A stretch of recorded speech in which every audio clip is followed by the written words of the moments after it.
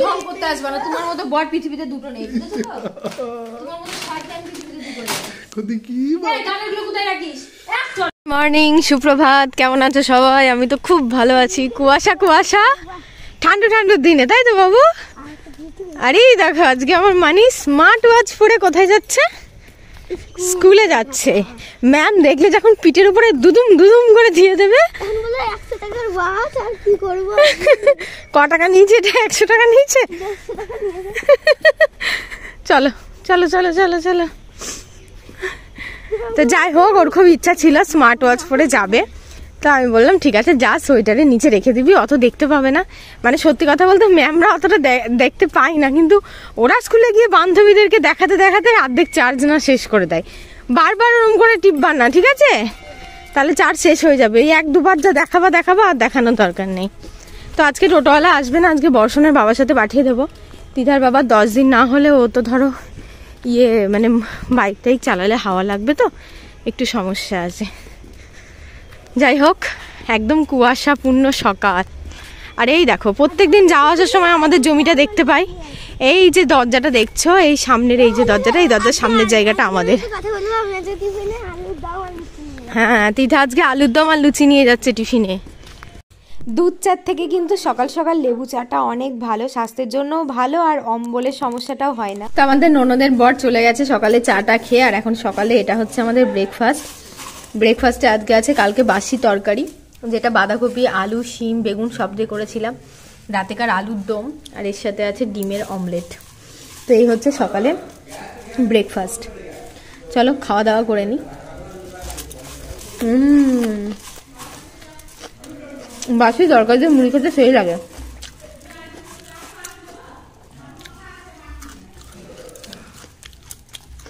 মানে মুড়ি খাওয়াটা কমপ্লিটও হয়নি, আর সেই সময় আমাদের ফোন আসলো আর কি, আমাদের বাড়ির পাশে।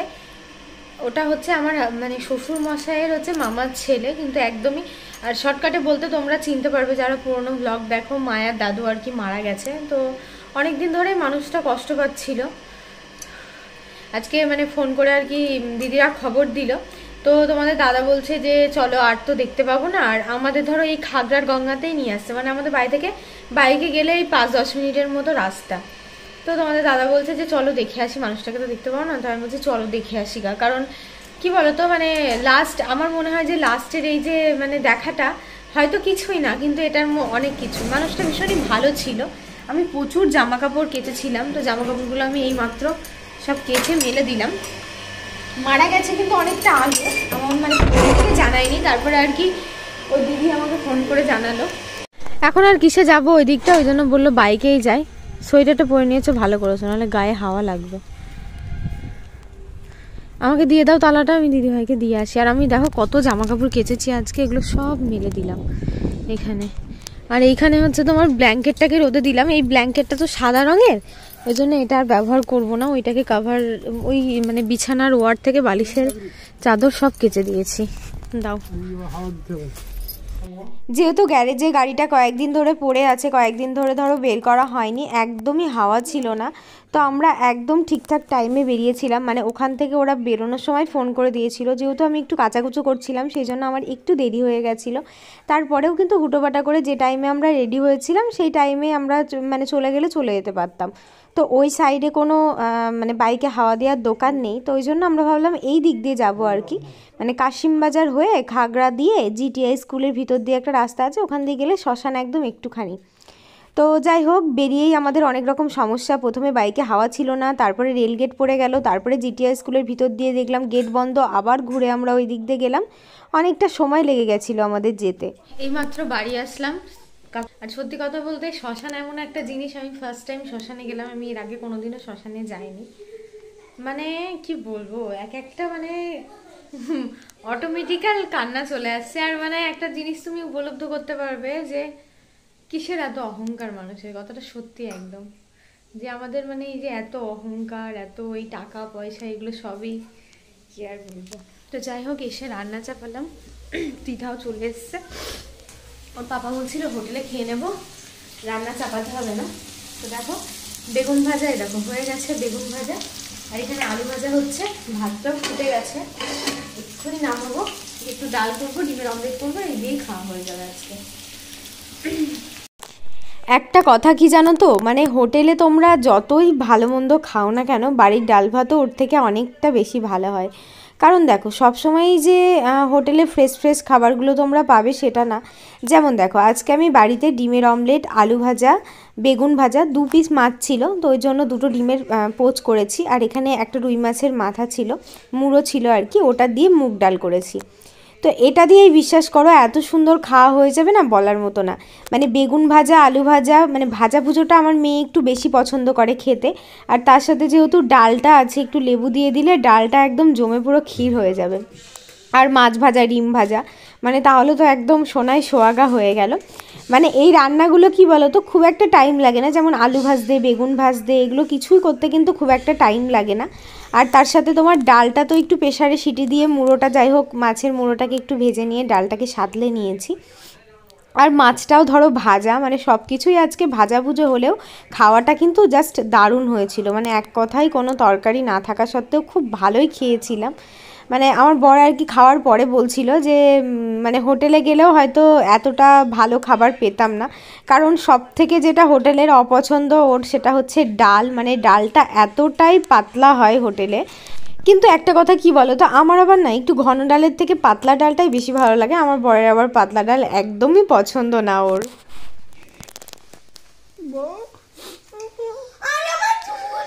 ঢং করতে আসবে না, তোমার মতো বর পৃথিবীতে দুটো নেই, বুঝেছো তো? তোমার মতো শয়তান পৃথিবীতে দুটো নেই। এই গানেরগুলো কোথায় রাখিস? আজকে তোমাদের দাদাভাইয়ের উপরে ভীষণ রাগ হয়ে গেছিলো। রাগের কারণটা তোমাদেরকে সবটাই বলবো। তার আগে বলি যে আমরা মানে বিকালবেলার দিকে তো বললো একটু রেডি হও, চলো একটু ঘুরে আসি। তো আমাদের এইখানে মানে স্কয়ার ফিল্ডের যে ইয়েটা আছে, তো সেখানে হচ্ছে মেলা বসেছে আর কি। তো আমরা ভাবলাম চলো মেলাটা একটু দেখে আসি গা। তো মেলাটা দেখতে এসেছি, সামনে একটা ভুট্টার দোকান দেখলাম। তো ভুট্টার দোকান থেকে গরম গরম একটু ভুট্টা কিনে নিয়ে খেয়ে নিলাম। আর এই দেখো মেলার হচ্ছে মেন গেট, এখান দিয়ে আমরা এন্ট্রি করব। খুব সুন্দর একটা বাউল গান হচ্ছে, তোমাদের প্রথমে একটু শোনাই 10 সেকেন্ড।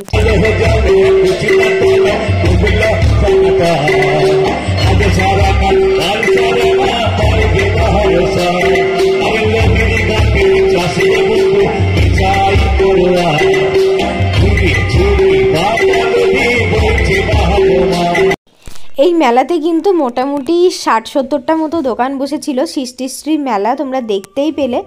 আমরাও গোটা মেলাটা ঘুরলাম। পাটের কাজ দিয়ে মানুষের হাতের যে হস্তশিল্প বলে সেরকমই আর কি মেলাটা। তো ঘোরার পরে একটু ফুচকা টুচকা খাচ্ছি। এবার বলি কি হয়েছিল।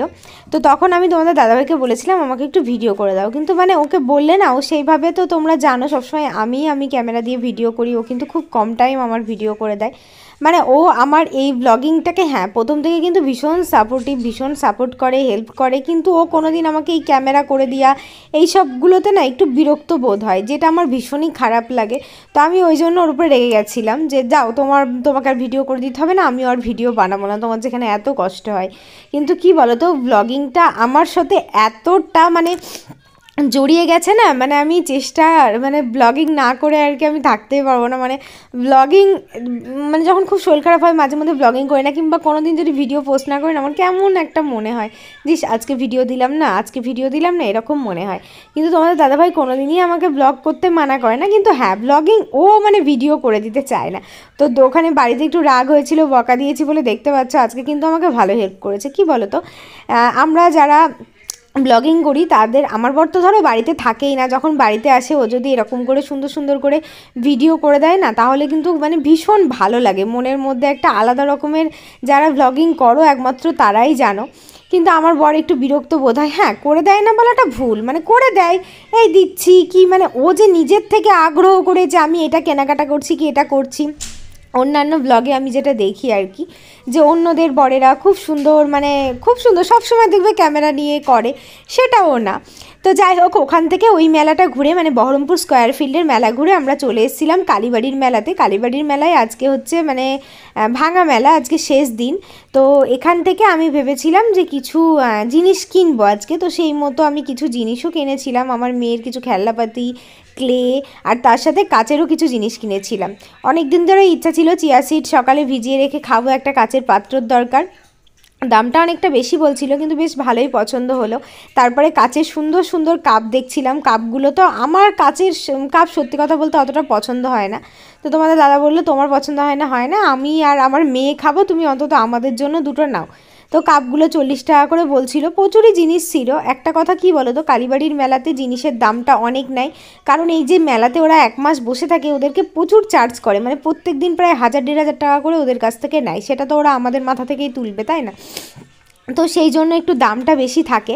তো আজকে ভাঙা মেলা, আজকে কিন্তু সব কিছুর দাম একদম নর্মাল, মানে কম না, তবে যেমন দাম হওয়া উচিত তেমন। তো এই যে মানে গ্লাসের সেটগুলো দেখছো খাওয়ার জন্য আর কি, জুস টুস খাওয়ার জন্য, তো এইগুলোর মধ্যে আমি সুন্দর দেখে একটা পছন্দ করে নিয়েছিলাম আমার মানি। তো তারপরে বাড়ি আসলাম, আর আমার মেয়ে আগের দিন যে প্লেনটা কিনেছিল না, সেটার ব্যাটারিটা কিনতে পারিনি, মানে ব্যাটারিটা ছিল না ওর মধ্যে। তো আজকে আবার এর সাথে একটা ব্যাটারি নিয়ে এসে এই প্লেনটা যখন উঠছে না, ও যে এতটা খুশি হয়েছে কি বলবো তোমাদেরকে। প্রথমে তো আমার কিনে দেওয়ার একটু ইচ্ছা ছিল না, আর এইসব জিনিস আমি কোনোদিন কিনে দিও না ওকে, একমাত্র আমার বর আমার কথা শোনে না, ওই আসলে আর কি ওর মেয়েকে প্রচুর দামি দামি খেলনা কিনে দেয়। মানে ওর কোনো ব্যাপার না, ও দেয়, ও বলে যে এই যে ও দেখতে পাচ্ছ দিদা ঠিক কতটা পরিমাণে খুশি হয়েছে, মানে এই প্লেনটা দেখার পর থেকে তো মানে পাগল হয়ে যাচ্ছে, মানে আনন্দের চোটে কী করবে ও সেটাই ভেবে পাচ্ছে না। তো যাই হোক, মেলা থেকে কি কি কিনেছি সেটা তোমাদেরকে আমি নেক্সট ব্লগে দেখাবো, আর ব্লগিং তো কন্টিনিউ করব, কারণ তোমাদের দাদাভাই অনেক সাপোর্ট করে। যাই হোক, ভিডিও করে দেয় না সেটা পরের কথা, আরও কদিনই বা থাকবে, ভিডিও আমাকে একাই করতে হবে আর আমি একাই করে যাব। তো সবাই খুব ভালো থেকো, সুস্থ থেকো, সাবধানে থেকো।